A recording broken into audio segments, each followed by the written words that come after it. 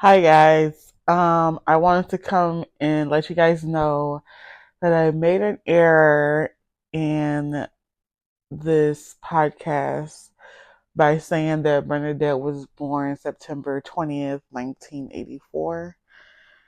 No, she's actually born. I'm so sorry. She was actually born September 20th, 1968. I'm so sorry for the error and everything. So I just wanted to come here and correct it. And yeah. Okay. This case took place back in 1984. So we're going to get into this case is the Kirsten Costas case. So we're going to get right into it. First, we're going to do the background of the victim, and then we're going to do the background of the murderer. So first we're going to do Kirsten Costas' background.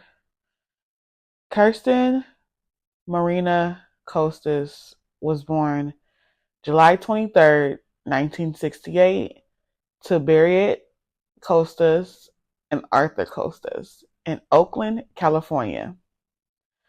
Kirsten and her brother Peter grew up in a small suburban town of Orinda, California. Kirsten attended Miramonte High School and was a member of the school's varsity swim team and the cheerleading squad.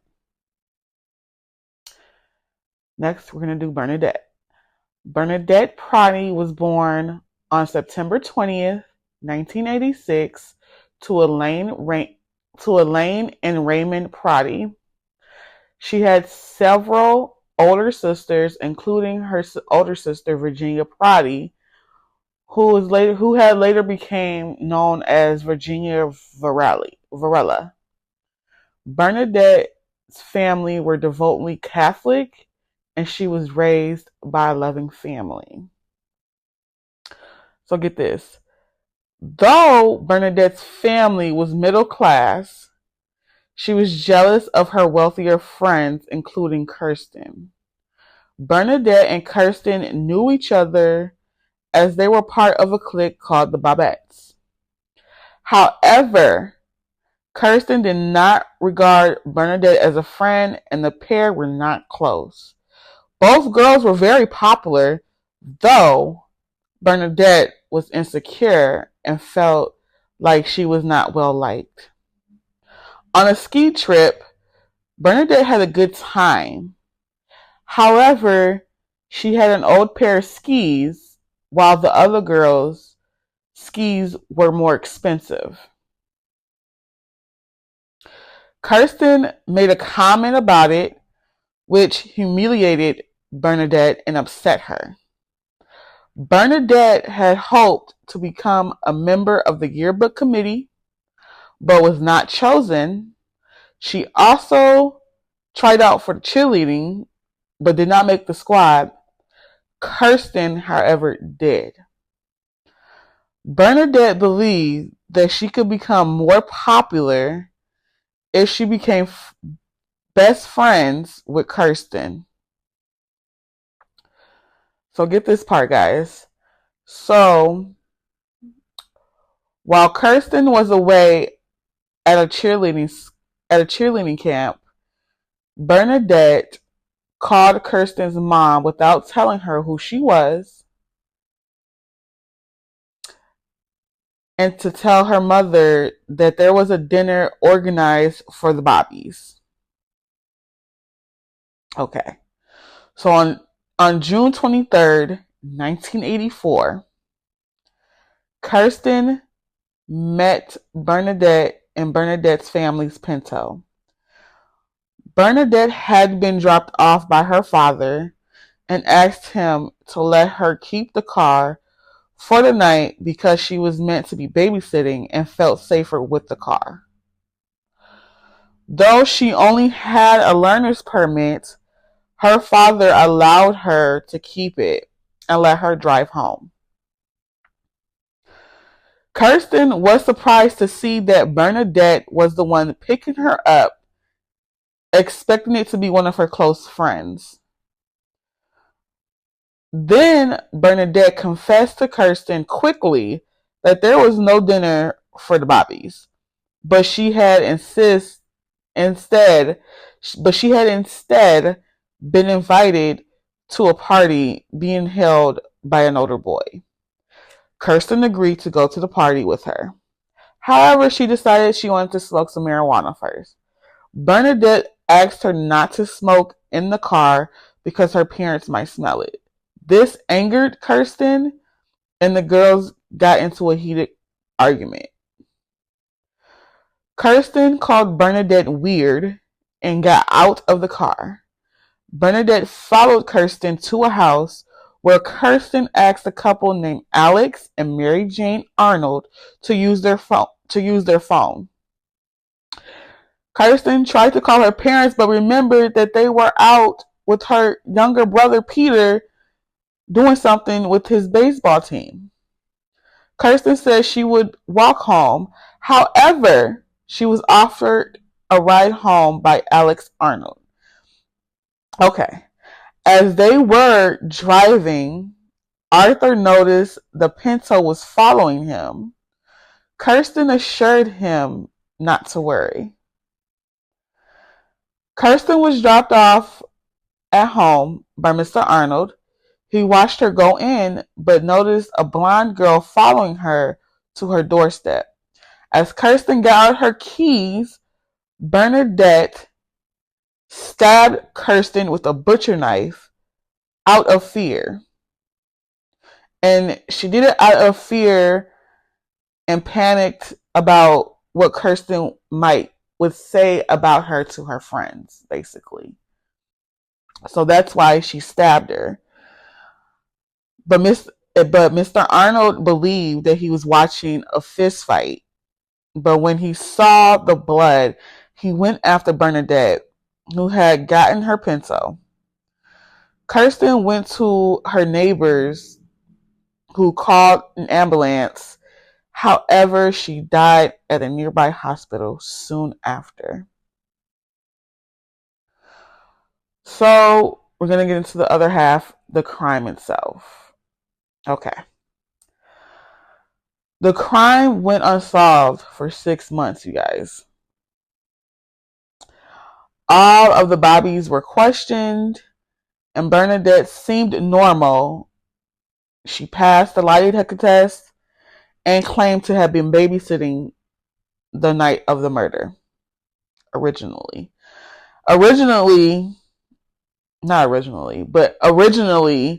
it was believed that a goth girl named Nancy Kane was the one who did it. But her parents refused to let her do a lie detector test, and her alibi was proven false. Nancy claimed that she was out watching a movie on the night of the murder, but was really meeting her boyfriend.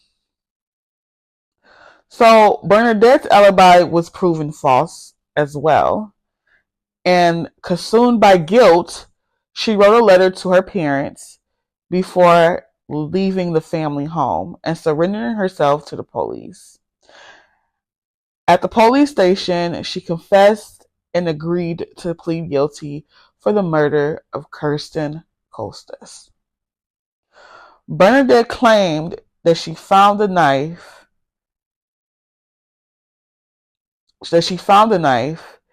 and had no intentions to kill Kirsten that night.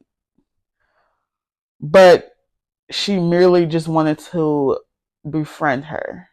So basically, Bernadette's intentions was to befriend Kirsten and become best friends with her so she could become more popular. It was never her intentions to kill Kirsten. That wasn't the intention. Okay. But she said that her older sister, Virginia, was a vegetarian, and she kept the knife in the car to chop up vegetables. And Virginia confirmed it. So at the trial, Bernadette apologized to Kirsten's family for what she did. Bernadette was sentenced to 9 years in prison, but was paroled after 7 years, and Kirsten's family criticized the parole heavily. And I don't blame them. I don't blame them at all. But Bernadette changed her name to Jeanette Tomenka and hoped for a fresh start. Today she has moved to a town in Oklahoma and have worked as a nurse.